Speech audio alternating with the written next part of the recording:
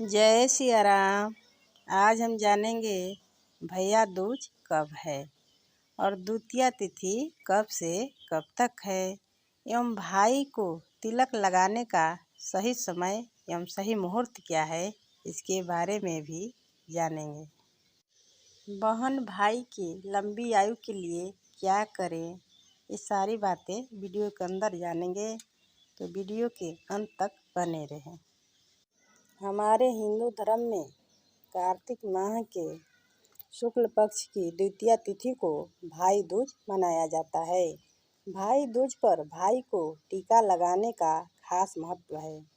इस दिन बहनें रोली और अक्षत लगाकर अपने भाइयों का तिलक करती हैं और उनकी लंबी उम्र एवं सुखी जीवन की कामना करती हैं। वहीं भाई अपने बहनों का आशीर्वाद लेकर उनकी जीवन भर रक्षा करने का वचन देता है। तो इस साल भाई दूज की सही मुहूर्त एवं सही तारीख के बारे में जान लेते हैं। पंचांग के अनुसार इस साल कार्तिक माह शुक्ल पक्ष की द्वितीया तिथि का आरंभ 14 नवंबर को दोपहर 2:35 पर होगा और 15 नवंबर को रात 1:47 पर समाप्त होगा। ऐसे में उदया तिथि के अनुसार 15 नवंबर को भाई दूज मनाया जाएगा। इस बार 14 नवंबर को दोपहर 12 बजे के बाद भाई को तिलक चाहे तो लगा सकते हैं। 14 नवंबर को दोपहर 1 से 1:12 से लेकर 3:15 तक चाहे तो भाई को टीका लगाने का सुमुहूर्त रहेगा, लगा सकते हैं। वहीं 15 नवंबर को सुबह 10:40 से दोपहर 12 बजे तक भाई को तिलक लगाने का शुभ मुहूर्त बन रहा है। तो इन दोनों मुहूर्तों में जब चाहें तब भाई को टीका लगा सकते हैं। भैया दूज के दिन भाई को पूर्व या उत्तर दिशा में खड़ा करके रोली और अक्षत का तिलक लगाया जाता है। तिलक लगाते समय भाई के सिर पर रुमाल या कोई कपड़ा जरूर रहना चाहिए।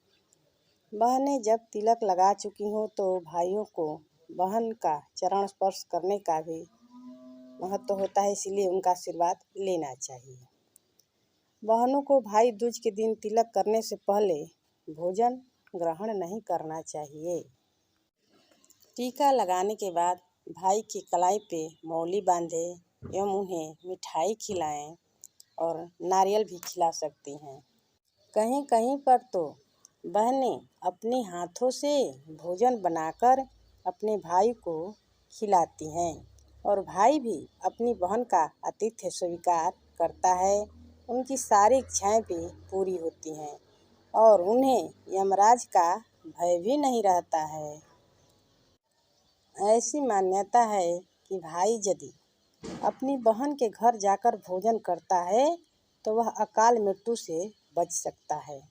कहा जाता है कि जो भी भाई बहन यह पर्व पूरे विधि विधान से यदि मनाते हैं तो उनकी किसी भी दुर्घटना में मृत्यु होने की संभावना बहुत कम हो जाती है।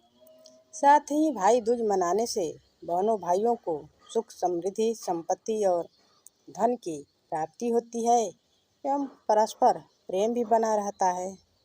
साथ ही उपाय के तौर पर चाहें तो बहनों के हाथ से भी यदि भाई भोजन करते हैं या मिठाई समय समय पर खाते हैं तो उनकी निश्चित ही आयु लंबी होती है। समय समय पर अपनी माता के भी हाथों से भोजन करना चाहिए। अपने गुरुजी के हाथ से भी प्रसाद लेने चाहिए एवं मंदिर के भी, भारी भारी मंदिर हो या छोटा भी मंदिर हो, तो समय समय पर उन मंदिरों का भी प्रसाद ग्रहण करना चाहिए। इससे आयु में वृद्धि होती है। कोई भी स्त्री के हाथ से यदि भोजन या प्रसाद ग्रहण किया जाए तो आयु लंबी निश्चित ही होती है। चाहे वो पत्नी हो, बहन हो, माँ हो, मासी हो, जो भी हो, चाची हो, इन सभी महिलाओं के हाथ से यदि पुरुष कोई भी भोजन या प्रसाद ग्रहण करते हैं तो उनकी आयु में वृद्धि होती है। भारत के कुछ हिस्सों में जहाँ पर भाई की पूजा नहीं होती है वहाँ पर लोग चंद्रमा के भगवान चंद्रदेव के पूजन के विधि को निभाते हैं। ऐसा एक भी परंपरा है। मेहंदी को एक परंपरा के रूप में अपने हाथों पर लगाते हैं और विभिन्न स्थानों पर भाई दूज त्यौहार अलग अलग तरीकों से भी मनाया जाता है। कहीं पे भाई फोटो के उच्च ऊर्जा और उत्साह के साथ मनाया करते हैं और कहीं भी भाई के इस भैया दूज के दौरान बहुत बड़े बड़े अनुष्ठान भी करवाते हैं और भाई भी एक दिव्य भोज का आयोजन करता है। बहुत विधि विधान से कहीं कहीं पे इस त्यौहार को मनाया जाता है। जहाँ पे लोग भाई को टीका नहीं लगाती हैं महिलाएं, वहाँ पे चंद्रदेव की भी पूजा किया जाता है। अपनी अपनी मान्यता है, अपनी अपनी परंपरा है, उसे लोग निभाते हैं। धार्मिक मान्यता के अनुसार इस दिन जम एवं जमुना जी की पूजा करने से जातक के सभी पाप दोष नष्ट हो जाते हैं और लंबी आयु भी होती है। कहीं कहीं पे तो पहले घर में शंखनाद होता है, इसके बाद ही भाई को तिलक लगाया जाता है। अब भाई दूज की पौराणिक कथा के बारे में जान लेते हैं। स्कंद पुराण की कथा के अनुसार भगवान सूर्य और उनकी पत्नी संज्ञा की 2 संतान थी, जिसमें बेटा जमराज और बेटी यमुना थी। यम पापियों को दंड देते थे और जमुना जी मन की निर्मल थीं और उन्हें लोगों की परेशानी देख दुख होता था, इसीलिए वे गोलोक में रहती थी। एक दिन जब बहन जमुना ने भाई जमराज को गोलोक में भोजन के लिए बुलाया तो बहन के घर जाने से पहले यम ने नरक के निवासियों को मुक्त कर दिया था। दूसरी कथा के अनुसार भगवान कृष्ण ने राक्षस नरकासुर का हराने के बाद अपनी बहन सुभद्रा से मिलने गए थे। तभी से इस पर्व को मनाने की परंपरा का शुरुआत हुआ। मान्यता है कि सुभद्रा की तरह भाई के माथे पर तिलक लगाकर सत्कार करने से भाई बहन के बीच प्रेम भी बढ़ता है।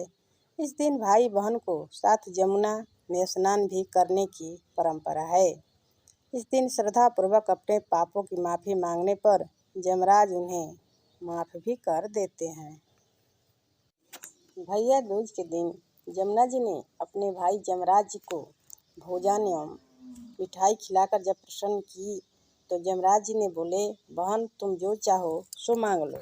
तो जमुना जी ने बोली, हे भैया मुझे यही वर दीजिए कि आज के दिन जो बहन अपने भाई को मिठाई खिलाती हैं, टीका लगाती हैं, रोली मोली अच्छा से टीके लगाकर मोली भी बांधती हैं और भोजन भी अपने हाथों से बनाकर यदि खिलाती हैं तो उन भाई को आप समय से पहले कभी नहीं उठाएंगे, उनके प्राण को संकट में नहीं डालेंगे। जमराज जी ने भी प्रसन्न होकर बोले, चलो बहन आप जो कहोगी मैं वही करूँगा कि जो भाई अपने बहन के हाथ द्वारा कुछ भी खा लेते हैं जम द्वितीया के दिन तो उन व्यक्ति के पास मेरा कोई भी दूत नहीं जाएगा। इसीलिए जम द्वितीया के दिन भाई बहन के यहाँ पहुँचे या बहन भाई के यहाँ, लेकिन बहन के हाथों से भाई को कुछ न कुछ खाना चाहिए। इस त्यौहार को रक्षाबंधन के ही समान मनाना चाहिए। तो आज के लिए बस इतना ही। फिर अगले वीडियो में कोई नई जानकारी के साथ उपस्थित होंगे। तब तक के लिए जय सिया राम, धन्यवाद। प्लीज़ लाइक शेयर सब्सक्राइब ज़रूर करें।